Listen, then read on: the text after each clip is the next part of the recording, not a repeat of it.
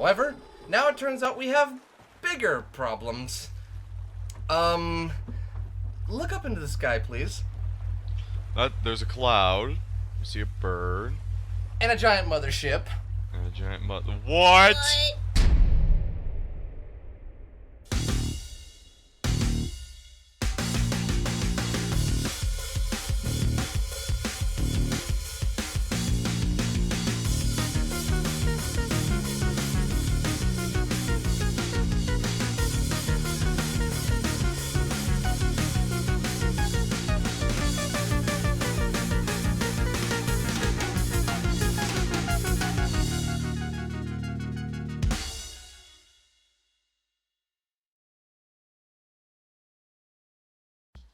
Hello and welcome to Tail on the Air. I'm Sean, the Fox in the Fedora, and we're here for another fun-filled, thrill-filled game of Champions RPG. For those of you who don't know, Champions is kind of like Dungeons and Dragons, only with superheroes, similar to the characters you'd find in Marvel or DC Comics. Now, instead of going by the traditional and very complicated RPG rules, yeah, I know there'll be those of you out there who'll be like, hey, they're not that complicated or whatnot, but just for our audience sakes and our contestants' sake and especially my sake, I've extremely simplified the rules, which I'll get into in a bit. But hey, RPGs are what you make of them. Now then, on to the game. As it was explained in the new intro of the series, I will be known as Director Fox, and I will send various contestants, aka other heroes, on missions to save the world, or something along those lines. The rules for this RPG have been simplified to dice rolls and improv. Now there is a set ending that the contestants are trying to get to, and I will help steer them to that ending, but the rest of the game is a combination of their imagination and mine.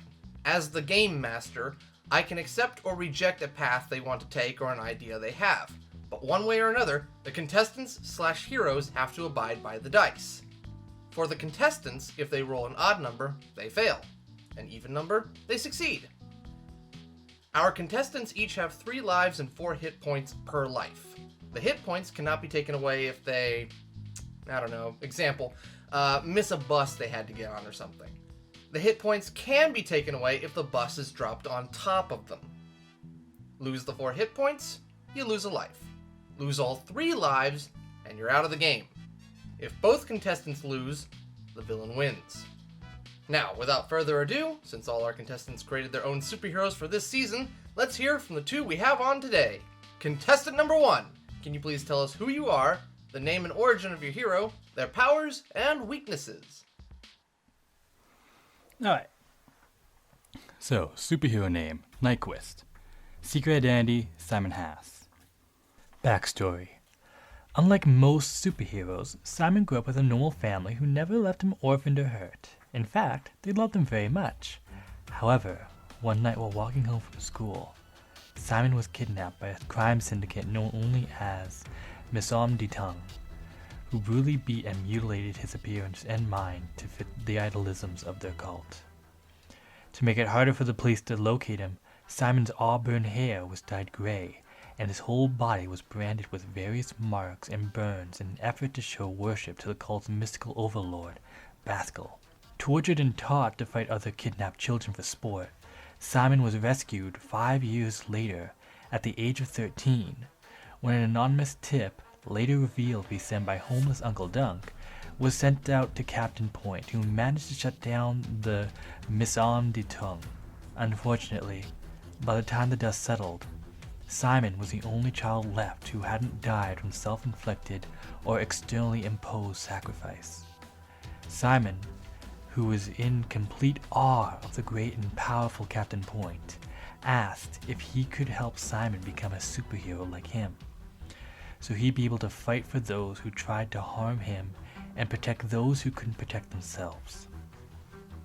Captain Point refused to let Simon become a hero, stating that it was not a life that one chose willingly, but offered a way to clear Simon's mind of all the awful things that happened to him, so he could live a normal, healthy life. Captain Point brought Simon to the Tactical Heroes Organization of Rehabilitation, otherwise known as Thor, who informed the Cap that in order to wipe Simon's memories of the last 5 years, they'd need to clear his mind of everything except basic motor functions.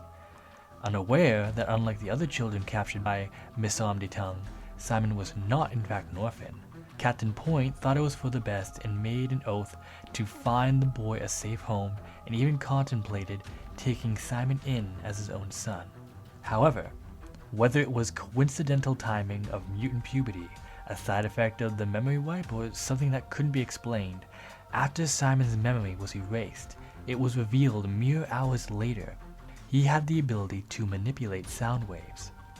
Astonished by this, Captain Point reconsidered making Simon a superhero and took him under his wing as a sidekick. After spending 15 years as Captain Point's sidekick, he learned to hone his powers, master various martial arts skills, and achieve Olympic-level acrobatic skills. Simon, who had now taken up the superhero identity Nyquist, ventured off on his own path as a hero with a strong heart. Now, with his training and the help of his costume enhancements, Nyquist aims to protect the defenseless, inspire the young, and work as a government-appointed trainer for young super beings learning to use their powers, for he has no memory of any prior desire otherwise than the desire to be a hero, and was never told of anything from his past before Captain Point. As far as Nyquist knows, he was born to be a hero. However, every once in a while he'll feel a slight twinge in his stomach, longing for something he feels he's forgotten. It is unknown if Simon will ever truly remember his real family, but right now that doesn't matter. Right now, he has to help protect whoever he can from those who intend harm, no matter how long it takes. Powers and abilities. Nyquist can manipulate all sounds that surround him. He's trained in martial arts, judo and ninjutsu, knows how to use a staff and swords, but usually only carries smoke bombs on his person. He's acrobatic and has enhanced strength, speed, and agility thanks to his costume. Weaknesses. Nyquist can only currently manipulate sounds within 50 feet to him and from him. If he tries to go beyond that point, he risks going temporarily deaf. He also has a fear of prolonged exposure to closed spaces and can't stand silence. It makes him slowly go stir-crazy or insane. Lastly, sometimes he'll get temporary amnesia after a near-death experience. And that's it. Contestant number 2. Introduce yourself, your hero, their origin, powers, and weaknesses. My character is possibly the hottest character of the group because his power is fire. And his name is Alex Riley, possibly the most Californian name ever, although he ended up getting the nickname Burnout eventually by people. But the plot twist is, he has never been to California. Born and raised in the heart of Chicago, he liked to hang out in the back alleyways, as they are the best, in his mind, for running around and practicing parkour. A smartass at heart, he can fight anything he wants, or so he thinks. He ended up finding out about his power randomly while playing Pocket Monsters and trying to act like Charizard. Afraid what his family and his friends at the time would think, he kept his power a secret. Over time, he has found out that his arms and legs are fire resistant. With enough practice, he learned how to produce fire from his arms, make fireballs, even eventually learning how to fly with his fire. So weaknesses. Obviously, any sort of water will slow him down, but not kill him. He cannot be stuck in non-vented areas for that long, as of course fire needs oxygen.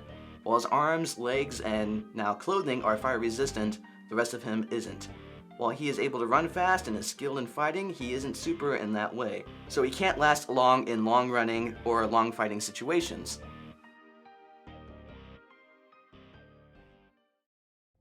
Okay, welcome Burnout and Nyquist. Here's your mission. Well, it looks as if we're going to have to put a halt on the Metatron case for now. Not only has Dr. Kenyon's trail gone cold, but now we have a new issue at our doorstep. If you haven't at all tilted your heads upward to the sky, then you probably missed the gigantic mothership flying over us right now. In case you don't know or haven't read any of our case files or any history book ever, this isn't the first time Earth has been visited. Or invaded. Hovering above us right now is an Imperial space cruiser that we have determined belongs to the Malvan Empire. They are a vast and powerful warrior race that live in the galaxy next to ours and are far more advanced to the point that they have managed to capture, as far as we can tell, 10 other galaxies. About 20 years ago, the Malvans made an attempt to conquer our planet, as we are the only sentient creatures here in the Milky Way galaxy. So in case you're still looking for life on Mars, stop it. While the previous super teams were able to drive off the Malvans before their forces breached our planet's atmosphere, we didn't officially make peace with them. In fact, their invading forces vowed to return in a number of years with a stronger force than before. Well, they're back now, and with that stronger force. However, they're not singing the same tune they were last time. As soon as their ship parked overhead, various communication bases and stations all over the world picked up a signal from the Malvan ship in English from a Malvan leader calling himself the Phasor. The Phasor stated in his message that the Malvan Empire has sent him to make peace with us through diplomatic negotiations.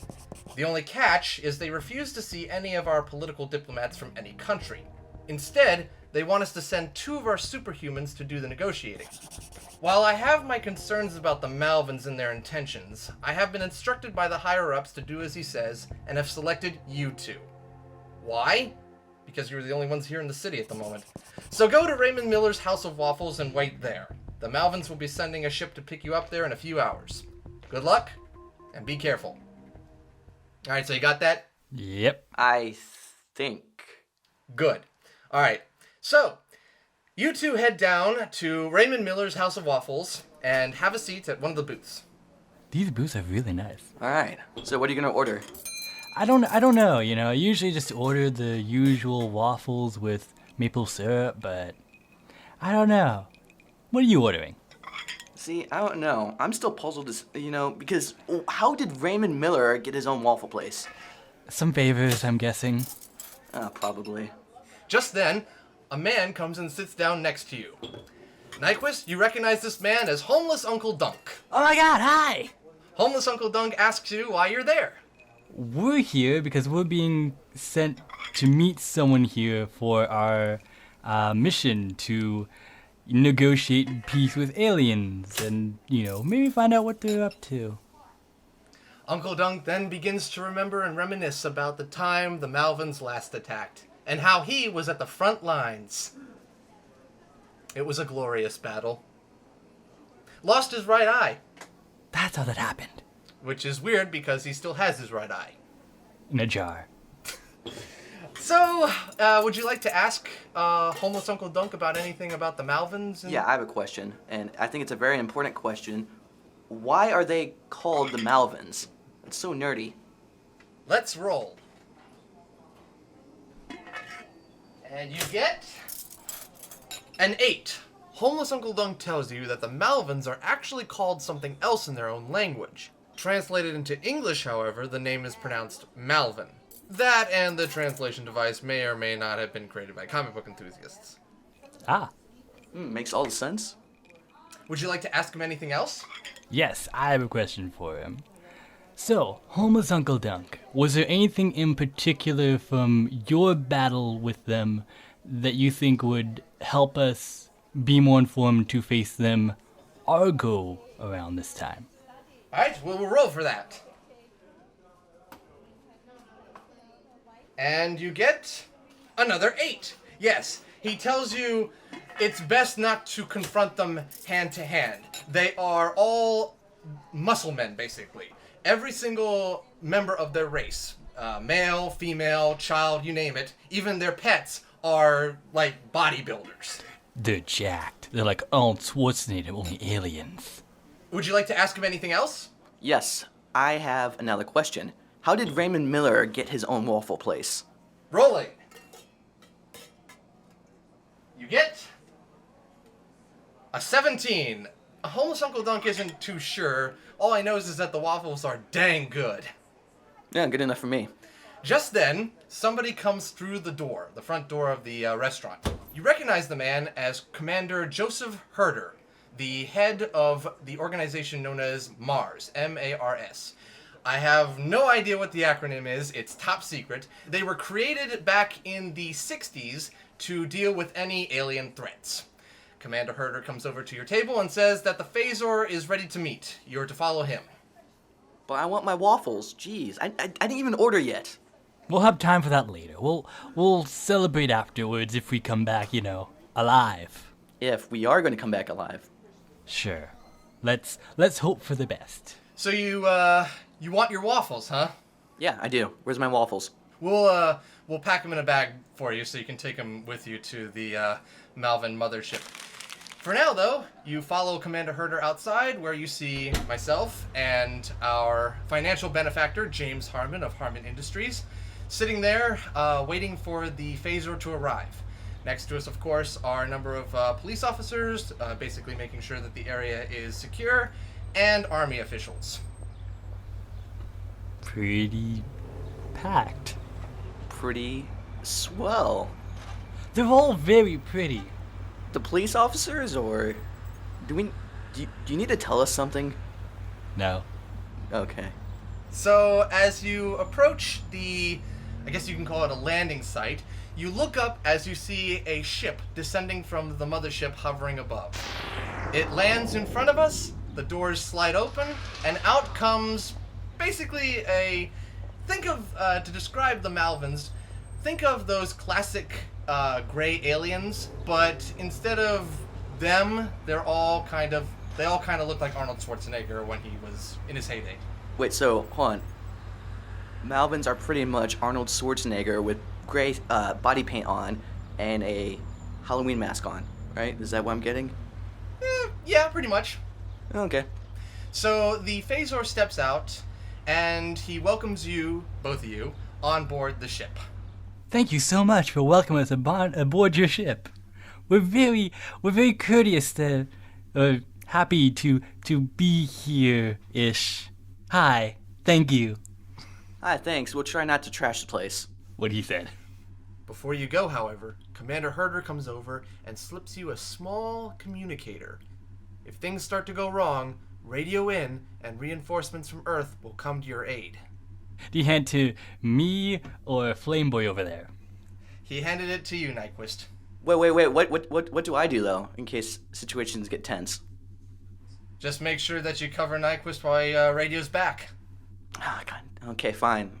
So the two of you get onto the ship, and within seconds, you are flown back up to the mothership. The Phasor says that as you are the ambassadors for Earth, you must go through the ambassador's Rite before any peace talkings can commence.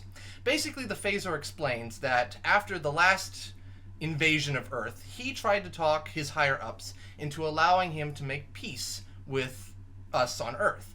However, they said that the Earthlings must prove themselves by showing that they can survive the ambassador's Rite. Do we have to do that? Yes. If you do not, war will start immediately. Can I just have NyQuil over there do that? I mean, I kind of don't want to. Can I take Burnout aside and kind of like whisper in his ear, asking if he thinks that this is like predicate on violence and follows what we are told to do if there was a violent situation? Please do. Okay. Hey, Burnout. Yeah, what's up? We'll pretend he can't hear us. But I got this little thingamabob that was given to us. Can I press the button? We may have to, but it's given to us in case anything hostile, comes across from the aliens that we're trying to be, ambassadors for. And I don't know, this seems kind of hostile. I don't know if we should press it or if we should just... This is hostile, okay? They're making us do stuff. It sounds like they're going to make us fight. Yeah, so I think we should press the button. Okay, so you're going to press the button. Yeah, we're going to press the button. Okay, pressing the button to talk to Commander Herder. Here we go. Rolling. It's a 20. You get through to Commander Herder. He asks, what's up? They're making us do stuff. Well, more specifically, you told us to press this if there was any signs of being hostile or violent. Well, we're being told that we're going to be made to fight them, and that sounds kind of violent and hostile. And we're not entirely sure if we should trust it, and if this is what you meant. So there's that info. Should we continue on with our mission of, being ambassadors, or is this warrant enough for us to call for help? Well, you're superheroes, aren't you? Well, yes, but we would... Then fight! Alright then. Okay, well... I'm easy, okay. Alright, so, the Phasor asks if everything is okay. Yes, everything is completely fine. we were just talking to ourselves, just just thinking things over, and we're perfectly fine with the diplomatic ritual that you have informed us of, and we would graciously like to partake in this Battle Royale tournament. We are willing to accept the terms of battle for diplomacy. Wait, we are? I mean, yeah, we totally are. So the Phasor says that this is great, and they will proceed with the rite immediately because they don't want to hold up anybody. I'm sure everybody's very busy. So he leads you to a door, a very big door, and says just wait there until the door opens. Once the door opens, proceed outwards. The Phasor leaves, and you are left alone. Man, that is one big door. This is a really pretty door. Well, it's a big door. I know, it's really big. I like the elaborate design on it. It's all the. I want to take this door home with me. It's so nice. I want to make it like, I want to take the door, and I want to make it like, if we live and if something goes wrong and they happen to crash, I don't think they'd mind me stealing the door and making a drawbridge out of it. But where are you gonna put it though? Suddenly, the door opens, and you step out into a huge gladiatorial ring. I think I've seen this movie. Around you are all these Malvans, and they're all, of course, jacked and everything, and they're cheering and yelling and speaking in their native language, which you cannot understand. Someone speak English. You see the Phasor step up to a podium. He announces to you in English that the games will now begin. Remember when Uncle Dunk told us that to keep our distance and don't get close to them because they're more melee than they are, long range, and we have that advantage. We're both long range, so try and keep your distance. I'll try my best. Across the way, you see another door open, and out from that door comes some scrawny-looking dude. Oh no, what will we ever do? The scrawny-looking dude looks up at you, gives a sinister smile, and then suddenly starts spinning as fast as he can. It's kind of like a top. Tasmanian devil, okay. And then he suddenly burrows into the ground. This warrior is known as the Unstoppable. So now what? Are there any holes in the ground besides the one he just made? No, it's just that one hole. Well, I could always just start shooting fire into that hole he made. So you want to shoot fire into the hole? Yep, I do. Alright, we will roll for that. And you get an 11. Dang it! What happens is you shoot the fire into the hole, but the guy, as you have now determined as you watch, can burrow at great speeds. He's kind of like an alien mole. And he quickly burrows several tunnels, dispersing the fire, and then jumps up out of the ground and socks Burnout in the face. Ow! That is minus 25 for Burnout. Oh, that's gonna leave a mark. Alright, Nyquist, what are you gonna do? Okay, so he's still above ground currently though, right? Like he hasn't dug in yet? I still have time to react and shoot a sound wave at him? You have time, he has not burrowed again. Alright. I will shoot a sound wave at him to sort of disorient him and sort of catch him off guard. Alright, we'll roll for that. Here we go. Uh-oh, it's an 11. The attack missed. He burrowed. Kinda suck at this. I need to learn how to aim. Alright, he's burrowing again. Back to Burnout. What are you gonna do? I am going to do something. Better hurry, he's coming at you. Can I give him a suggestion as my move kind of thing? 'Cause it's okay, well, you could always, from what I remember, this may be a bad idea. Because apparently your clothing and stuff are fireproof. I don't know if you are, but if you set yourself on fire, would that stop him from hurting you? Because if he tries to attack you, he'd burn himself. Well, only my arms and legs and clothing are fire resistant, so he can still, sock me in the face again. Well, not if you put your hand and arm in front of your face. Okay, that's something. I'm gonna steal your guys' idea, and I'm gonna do that. Okay, rolling. Ooh, and it's a 6. You are successful. Yes. The alien mole jumps up, hits your arm, is like, ow, ow, ow, ow, fire! And now he is temporarily stunned. Can I, like, backhand him across the face? Alright, rolling for that. Ah, shoot, a 15. He burrowed again. Okay, back to Burnout. Well, I mean, I'm kind of already on fire, so, I was gonna say, didn't you say you could use fire to, like, fly or something like that? yeah, but how would that help in this? Well, because then if you fly, he can't jump that high, I'm assuming. So you can fly up and you can watch him from above. And then, you know, he can't hit you. And if you want to, you can, like, throw fire at him. Alright, so you're going to fly and then fire from above? Yep, pretty much. Rolling for that. And it's a 15. Can we, like, turn the dice, you know, so it's 14? No, he pops out of his hole again and socks you in the face. Oh, stop going for my face. That's another minus 25. Okay, great. So, here's what I'm gonna do. It's a risky thing, but I'm gonna try and do it. Is I see the hole that he recently came out of. What I want to do is jump in one of those holes, and then, assuming he gets back down in there and burrows, I want to see if I can hear him down there and, like, use, like, the sound manipulation to, like, hear where he is and, like, sock him before he knows. Catch him off guard.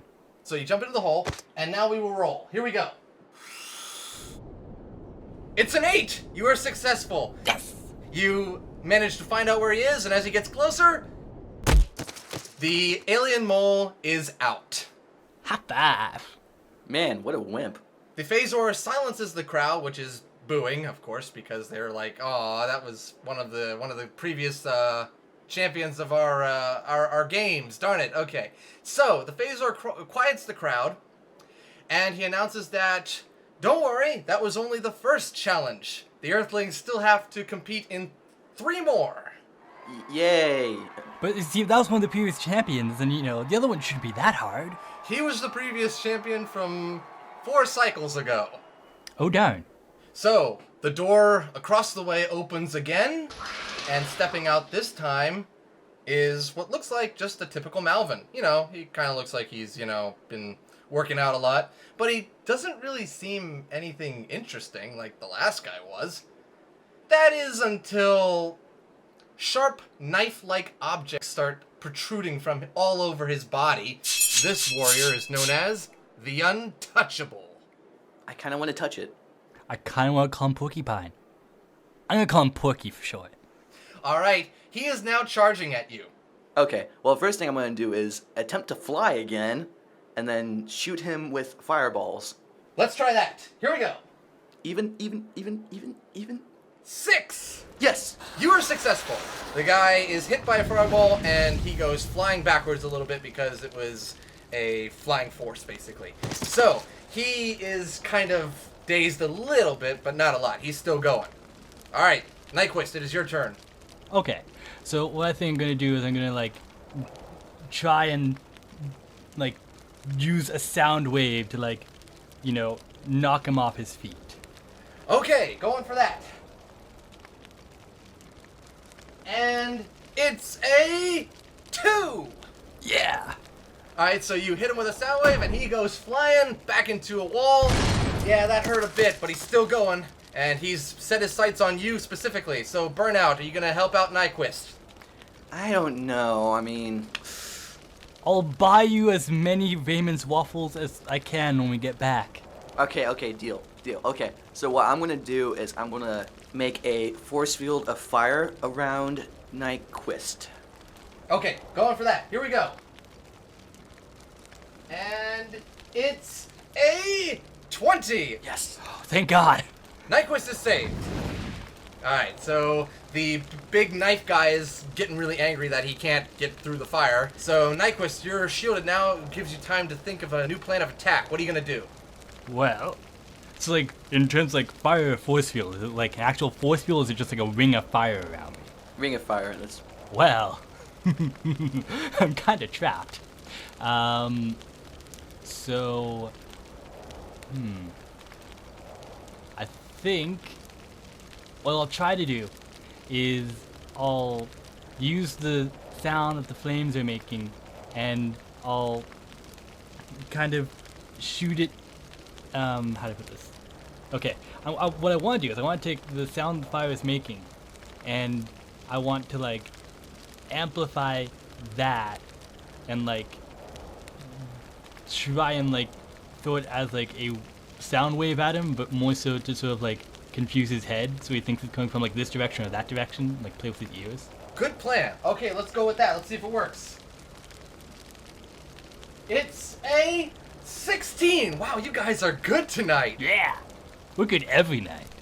You blast, we'll call it, for lack of a better name, we'll call him Porky. You blast Porky, and he gets so dazed that the sharp objects retract back into his body, leaving him basically a regular Malvan, which means that he definitely has no defense now. okay. Well, I know what I'm going to do next. Okay. Well, I'm going to get down to the ground and walk up to him and then smack him. All right, let's go with that. Rolling. Don't fail, don't fail, don't fail. Walk all sassy like. Burnout. You got a 5. What did I do? Smack myself? No, but he basically got out of the daze, grabbed your hand, and then started smacking you. Stop smacking yourself. Stop smacking yourself. I bet that's what he's saying. In Malvan, yes. Since he's only smacking you with your hand, that's not a minus 25. Nyquist, you want to help him out? Actually, yeah. Okay, I have an idea. What I'll try and do is, hoping he's not too intelligent, I'm gonna like yell out and like make it really loud with my sound manipulation powers. I'm going to like insult Porky to the point of anger, so he'll run over to me and leave Burnout alone, and hope that he runs through the flames. You're just gonna hope he's like one of those dumb NPCs. Yeah, hope he's just like a dumb grunt and just goes through, go whoosh. Well, the dice will decide. Let's see. And you got a 12. He is stupid. Yes! He goes right through the flames, realizes he's on fire, and then apparently dies from severe burns. Yeah, wait. Yay. The Malvan crowd goes wild. That was their number 2 champion. From 4 cycles ago? No, from 2 cycles ago. Okay. The Phasor comes up and says, I hope you're enjoying this because you've got 2 more to go. Great. I'm super excited. All right, so with that, the door opens once more. And nothing comes out. Oh my god, it's a ghost. This does not look good. I feel like they're invisible. I'm going to roll. It's a 12. Something whizzes past Burnout's face, like almost like a fist flying past, which you feel like the wind from like the fast-moving fist. But there's nothing there. Why does everyone keep on going for my face? I mean... Cause yours is prettier than mine. They can't see mine. I have a mask on. Aw, thank you. I'm blushing now. Rolling again. You get a 4, Nyquist. You too feels like rushing wind, like somebody's trying to punch your face. I don't know what we do, but... All right, rolling again. Burnout gets socked in the face by something unseen. Oh, God! Go after freaking Nyquist in his face. God, that hurt. Ugh. That's a minus 25. Great. Ugh. This warrior is known as the Unseen.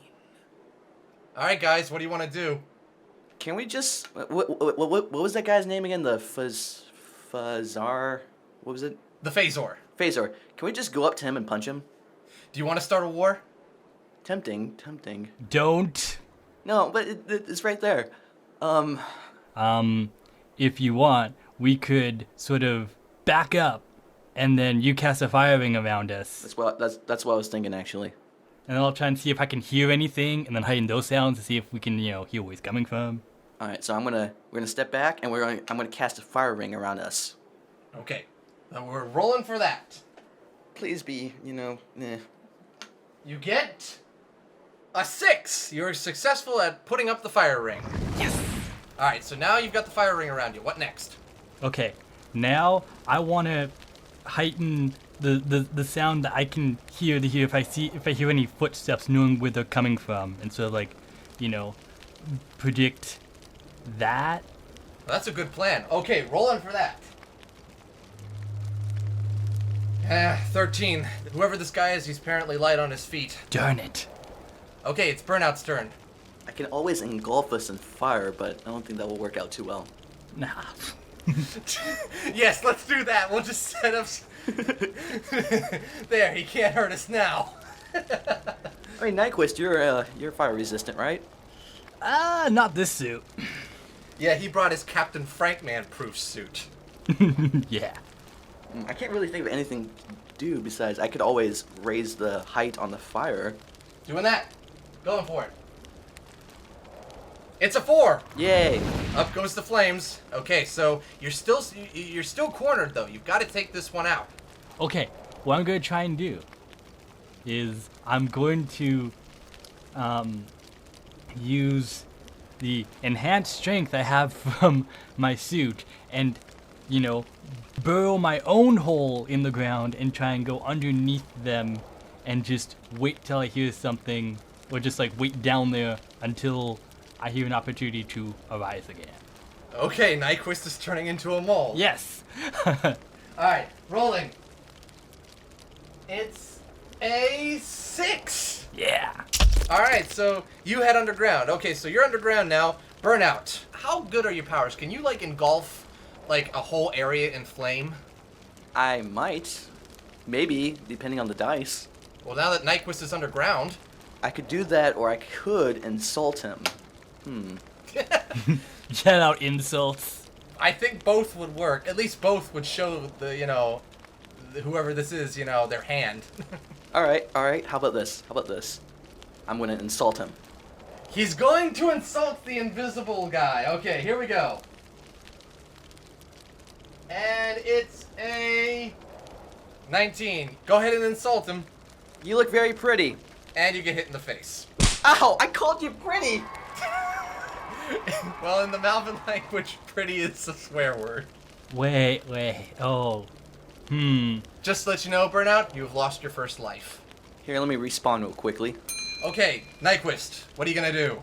Okay, I have a theory, but I can't. Okay, so, I think what's happening is they're telekinetic. So instead of going through the flames, they're using some sort of psychic mumbo jumbo to, hit us. That's my theory. Okay, so, Burnout, what would you like to do with that theory? Trade places with Nyquist. Okay then. So you want to go in the hole and you want Nyquist up. I already got smacked in the face, too many times, so... Nyquist, go ahead and tag Burnout out. Burnout gets into the hole, and then, Nyquist, okay, what do you want to do? Okay, so I'm assuming that if they are using telekinesis and we can't see them, they're probably hiding somewhere. Either somewhere on the field, maybe somewhere in the audience. So what I want to do, okay, I'm going to use a lot of my actual powers to release a loud scream and make it really strong and really powerful with my powers, and hope that makes your ears bleed and I can at least get them that way. Wow, I hope that's concentrated so you don't destroy the entire Malvan audience. Yeah. I have good control. I've learned. Okay, rolling for that. Here we go. Rolling. Let's hope you don't start a war. It's... a 6. Yeah. Alright, so you do your supersonic scream, and... a guy falls from the ceiling. He wasn't invisible, he was on the ceiling this whole time. If only you had looked up. Dang, my one weakness. I will remember that for next time. Okay, so the Malvan crowd goes wild, and the phaser announces that you have bested their champion. So they're champion from 2 cycles ago? No, 1 cycle ago. Oh, that's better. So, with that, the Phasor announces, since you've bested our champion, you will now go for the final test of the Ambassador's Rite. With that, the 2 of you suddenly teleport away and arrive on what seems to be a barren planet somewhere in the universe. Damn, I like that hole. I know. You're so cozy and warm. Suddenly, the ground begins to shake. Did you fart or? Not this time. Suddenly, around from a nearby large rocky structure comes a towering monster. Kind of looks like a, how to describe it? A greenish, sort of green, sort of blue combination of a lizard and a spider. Oh. Let's be friends with it. You want to try to communicate with it? I would like to try and do that. Okay, rolling for communication. You get, surprisingly, a 14. Yeah! I gave even numbers. I'm getting lucky. Okay, so Nyquist goes over to the giant monster, and it doesn't seem to attack him at first. So, what would you like to say to it? Hello, big, jolly, green, blue, spider lizard fellow. We've been sent here, and we want to become your friends because you seem like, we've just met, but you seem like a really nice guy, and, we're hoping maybe, we could sit around and, just chat, and, no reason for violence. Okay, let's see how the monster responds to that. An 18. It responds negatively. It smacks you across the planet. How many hit points is that? That's a minus 50. Ooh, ouch. Okay. You had one job. It's angry now, so, Burnout, what are you gonna do? Well, I could always talk to him again. Would you like to? Yeah, let's do that. I want to talk to him. Okay, rolling for a conversation. We're diplomats. We're supposed to be, communicators of foreign policies. Okay, Burnout, you got an 18. So, it doesn't attack you at first, so what are you going to say to it? Hey, buddy. I think we got off on the wrong foot. Nyquist over there, he can be a real pain in the ass, I know that. And obviously, you know that too, because you sent him, flying across the planet, and somehow he's still alive. So, can we be friends? I can bake you a pie. Ooh, a pie. Let's see how he responds to that. 7. He really wants the pie. He wants you to bake the pie right now. Okay. Can he communicate at all in a way I could understand, or? Well, it's just like, it seems really excited when you said pie. So, okay. I'm going to talk to him again, obviously, and ask him if he knows where there are any berries. If there are any berries or anything like that on this planet. Okay, rolling to see if there's any berries on the planet. It's a 10. The monster points in the direction of what looks like some kind of alien berry patch. Alright, let's go pick some berries. So, Burnout and the giant monster go to pick some berries. What am I, chopped liver? Wait for me! What happened? Okay. So Burnout and the giant monster go to pick some berries. You pick enough, I guess enough to make a pie. And now what are you gonna do? Well, wait. Didn't I bring a bag of waffles or something like that with me? We did. Oh, I could use that as a sort of crust, I guess. So Yeah, you could. And you have fire, so you can, bake it. Rolling for baked pie. please work. I still want this to work. It didn't turn out too good. Damn it! The monster is angry that he didn't get his pie. It is now charging at you. I thought we were friends. Jeez. What are you gonna do, Burnout? I'm just so torn up. We had this, beautiful moment picking berries. Burnout, it's coming for you. I'm gonna set his feet on fire. Okay, rolling for that.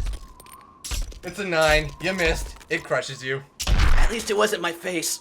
That's a minus 25. Okay, Nyquist, what are you gonna do?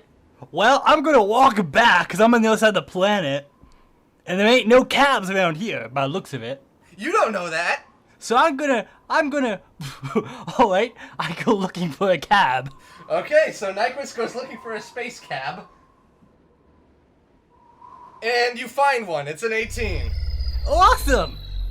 Cab 18. Can you take me back? Yeah, you seen the the foreground, that gigantic monster-looking thing? Can you drive me straight to that? I know it sounds crazy, but I have a friend there who probably needs my help. The squid monster driving the space cab in its language and using, just pointing and stuff, tells you to hop in, Mac. All right then. So Nyquist is driven back to the battlefield, and you get out, and when suddenly the squid monster reminds you that you have to pay. Run. Smack him. This is going so well. Well, I'm really tempted to just use my enhanced speed to run away. However, I realized two things. One, I'm supposed to be a diplomat, and two, he has a car. Good!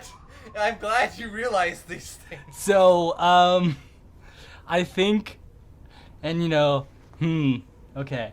Well, I don't think I have any pockets on. Well, actually, I kind of do. Well, what's in your pockets? Smoke bombs, but I don't think I have money on me. Wait a minute. Well, let me roll something. Okay, it's a 3. We will consider the space cab driver a bad guy, and he sees the smoke grenades, and he's like, perfect. He grabs one and drives off. Okay. I'm good with that. Problem solved. Okay, so now you're at the battlefield. Back to Burnout. You're recovering from being crushed there, and the monster is still not satisfied. It really wanted a pie. We can make you a cake instead. Rolling for that. Hey, it's a 20. The monster the monster actually stops, and it's like, kind of like cake, So now what are you gonna say to it? Yeah, what are you gonna make the cake out of? Okay, so we don't exactly have the ingredients here for a cake.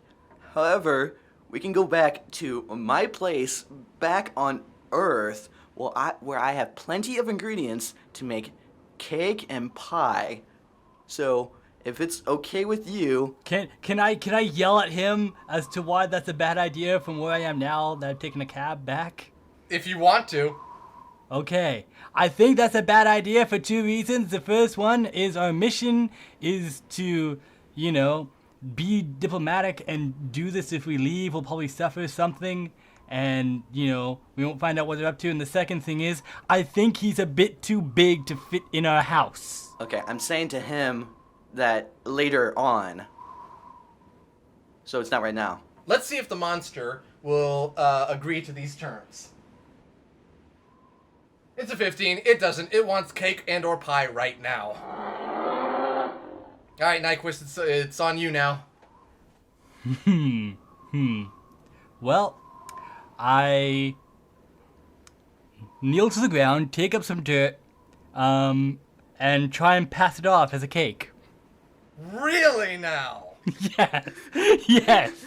See if that works. Hoping again that the creature is stupid. Okay. Well, we've already had Burnout and the monster go pick berries together, so let's see if that works. Oh my gosh, really? It worked? It worked! Yeah! It's a 6! The monster thinks the dirt is cake and is satisfied. In fact, the monster is so stupid, apparently, it thinks the whole planet is cake. So it begins eating the planet. High five, Burnout! Did it! Yay! You are teleported back to the mothership. The Phasor greets you. He has a very dumbfounded look on his face. He tells you to get the heck off his mothership.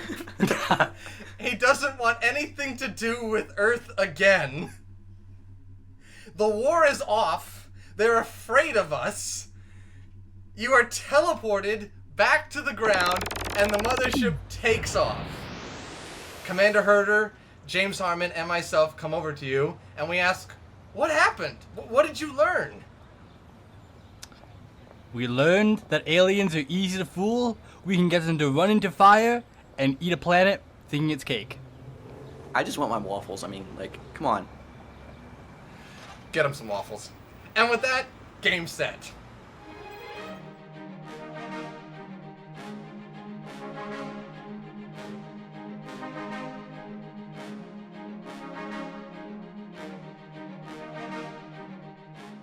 Let's check out how you did. It looks like Nyquist is the winner this time. Aw, man. Yeah. But good job to you both. It was an interesting episode, to say the least. Oh boy, galactic relations will never be the same. Anyway, next time, more adventures. So until then, bye! Bye. What kind of syrup should I have on my waffles?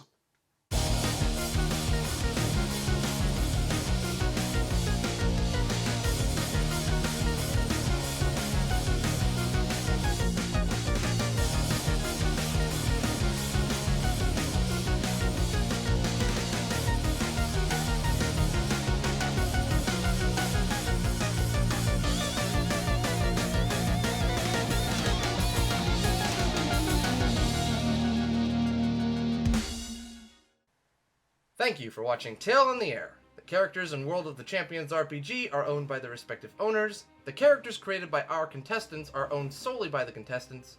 The Fox and the Fedora, Tale in the Air, and Director Fox are all owned by Sean Basinger, No Sense Entertainment, and Z Media Productions. All rights reserved. Also on a special note, and just to let you guys know, I'm going to be co-producing a documentary for a film festival coming up in May of 2016. Unlike my previous projects here on YouTube, however, this project is going to require some funding in order to make it look the best it can. So, my partner and I have started a GoFundMe. If you can, please help us out by donating any amount. It will be greatly appreciated, and all those who donate will receive a credit in the end credits. Just let us know how you want to be credited by leaving us a message here on this video, the next video, or however you'd like. Thank you, and I'll see you next time.